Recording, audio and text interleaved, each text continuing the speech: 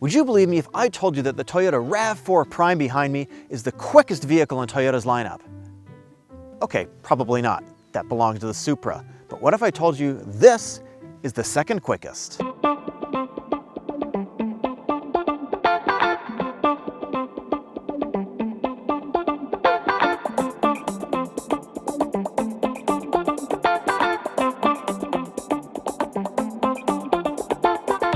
This is a plug-in hybrid, which means it's not powered just by dinosaur juice, but also tiny little electrons hiding under the hood.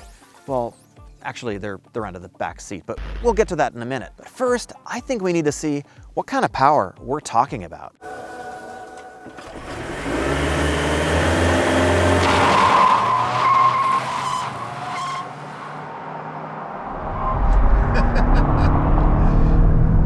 That is properly quick.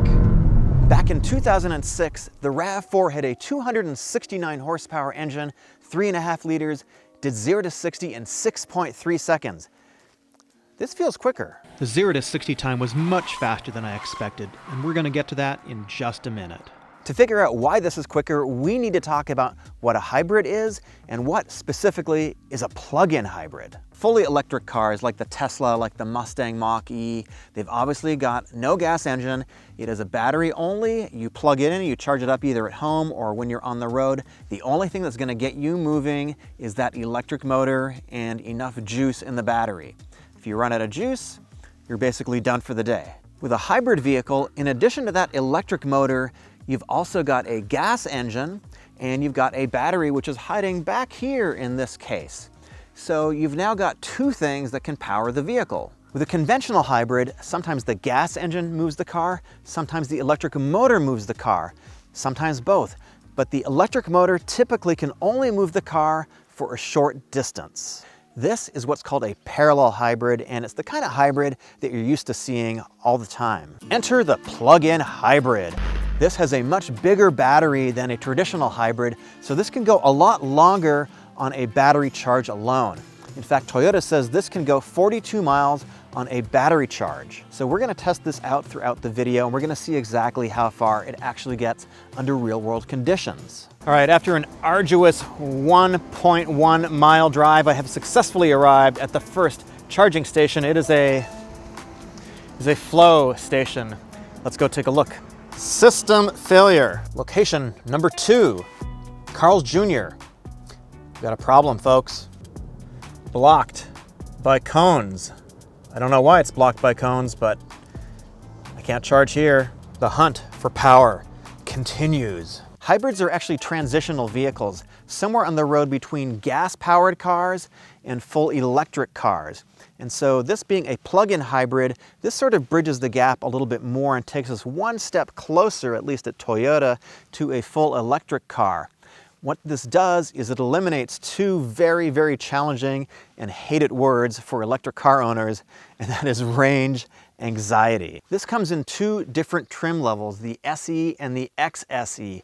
This is the XSE trim. Here's where the trim levels really are important. So with the SE, you can charge with this at home, and Toyota says it's going to take 12 hours to charge overnight on your standard 120 volt standard outlet that you're going to have at your house. If you want to take a road trip and you want to be able to charge at public stations, you need to get the Xse package. The Xse package allows you to get the premium package for an additional bunch of money, and then you can charge at 6.6 kilowatts. Toyota says you can get a full charge in as little as 2 hours and 40 minutes. We're going to find out. I have made it to a charge point station. There's a 30-minute limit here. Let's see what I can do in 30 minutes of charging. Let's see if this works. All right, I'm going to tap my phone. Oh my gosh, let's try it. Never done this before. Ooh, and the green light means it's charging. So success on our third try. If I was driving a traditional EV without a gas motor, I think I'd be having some range anxiety by now. All right, I've got 12 miles in 36 minutes, so it kind of sped up a little bit. 36 minutes, 12 miles, a little over $1. is that pretty good? I guess that's pretty good. That's cheaper than gas. It's just kind of on the slow side. All this hybrid technology is going to cost you a little bit of money. The SE trim starts in the high 30s, and this is the Xse trim, and this is $41,425 before the options that this has. With the premium audio package for about $1,600, the premium package for about $3,800, and the supersonic red paint, now we're talking about a RAV4 that's a $50,000 experience. That is really sort of getting into Tesla Model Y territory. The styling is pretty classic modern Toyota. It's got a lot of sharp, angular lines, a lot of creases going on. You've got LED headlights, and with the Xse package, you got this extra light over here too. It's definitely got some blackout trim in the grille. Real chunky, real aggressive looking, and doesn't really look so hybrid-y like some of the other Toyota products do. You get these 19-inch 5-spoke alloy wheels, LED taillights. This has optional roof racks, and with the Xse you get a lot of this blackout trim as well. The fit and finish in here is really quite nice. This is pretty typical Toyota, so that's a good thing. All the panels match up nicely. There is good soft touch material here. The steering wheel has got real leather on it. I think it's very nice. It has contrasting red stitching, which is kind of a nice touch. There's a lot of soft touch materials all over the place. The seats are imitation leather, but fortunately, they have cooling and heating, which is really nice. I really wish more manufacturers would do cooled seats. The multi-information display right in front of the driver has got a lot of information about the hybrid powertrain, what's going on with the battery pack, charging, and all that sort of stuff. The back seat is huge. There's a ton of space back here. Even with the seat far back, I got plenty of knee room. I got tons of headroom, even with this really crazy sunroof that goes pretty much all the way across the cabin.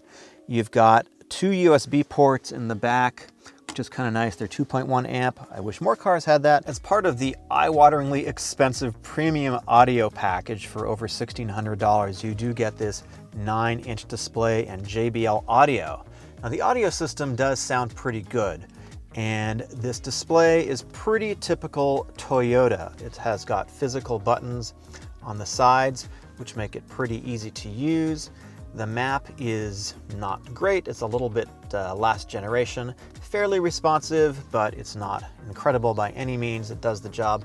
One thing I really like is these soft touch knobs. They're rubberized. All the knobs have got a little bit of rubber on them, makes them very easy to use, and I do appreciate the buttons. The screen is bright, it's pretty easy to use, and it's definitely better than some of the Lexus products that I've been in lately. You've got Android Auto and Apple CarPlay. You do have to plug it in, so if you don't like the navigation in here, you can just use your phone. The heating and ventilation system is really good. It's really easy to use. Again, it's got this rubberized material in here. I really like that for some reason. It's got physical buttons. Hallelujah. Stay with the physical buttons, Toyota.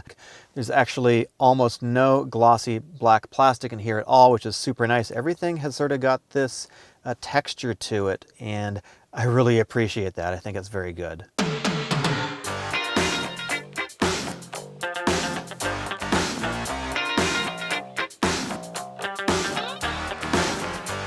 Up front, we've got a 2.5-liter gas engine. It, of course, is tuned for efficiency. It's supposed to make 177 horsepower. It's made it to a CVT transmission. Then you have an additional electric motor, and that makes 177 horsepower and 199 pound-feet of torque. Then in the back, you have another electric motor making this all-wheel drive. That's 53 horsepower, 89 pound-feet of torque. Total, all combined, 302 net horsepower. That's some very strange math that Toyota has going on, but the bottom line is this is a fairly quick SUV, especially for a hybrid. Toyota claims that you can get 42 miles on the battery alone. I've charged this up. I'm going to put the numbers on the screen, what the exact cost was. It says 45 on the dash. I've seen as high as 48. Anyways, I'm going to drive it now. We're gonna take it on the highway, we're gonna take it in city streets. I'm just gonna drive it normally. I'm not gonna like try to pussyfoot it or hypermile it or anything like that. We're gonna do a little time lapse, and then we're gonna come back and see exactly how far this went.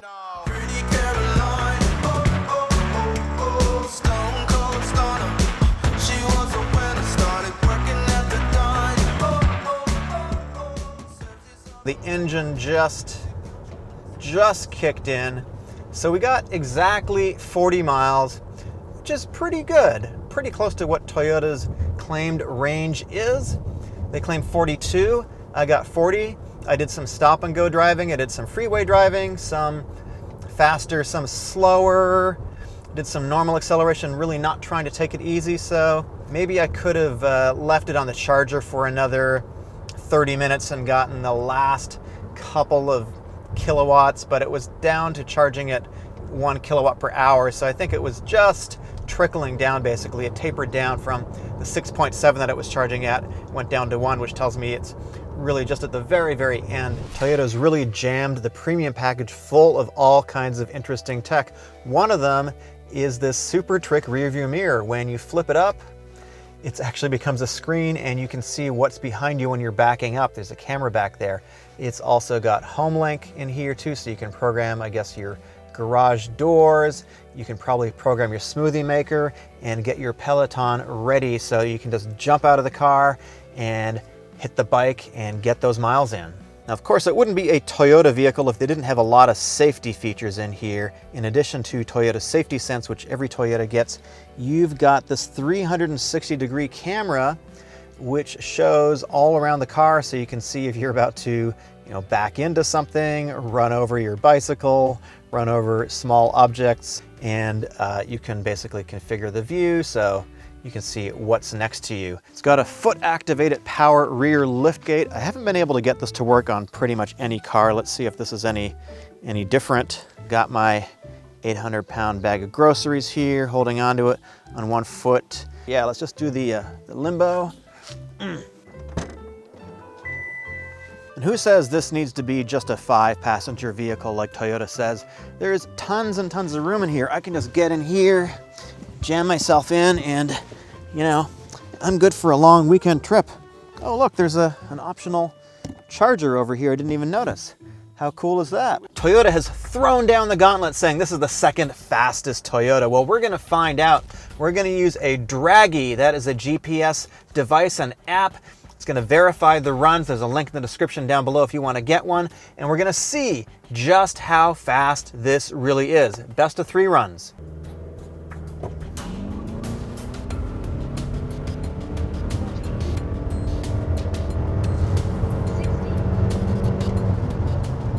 We ran 0 to 60 3 times. The best run was 5.99 seconds, which is just a little bit slower than Toyota's estimated 5.7.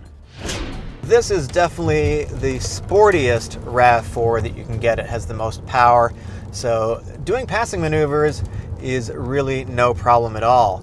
But one thing that really struck me about this is the cabin is very quiet in here. There's a lot of insulation, obviously, but this is a super quiet cabin, especially when you're on the freeway and you've only got the electric motors engaged.